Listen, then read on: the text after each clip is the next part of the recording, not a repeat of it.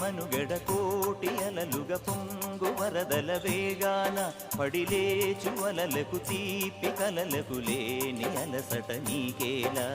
నల్ల నల్ల నీళ్లలోన ఎల్లకిల్ల పడ్డట్టున్న అల్లో మల్లో ఆకాశాన చుక్కల్లు అమ్మాయంటి జాబిల్లమ్మ అబ్బాయంటి సూర్యుడమ్మ ఇంటి దీపాలవ్వాలంట దిక్కుళ్ళు ఎవరికి వారే యమునకు నీరే రేవు నీరు నావదంట నావతోడు రేవుదంట పంచుకుంటే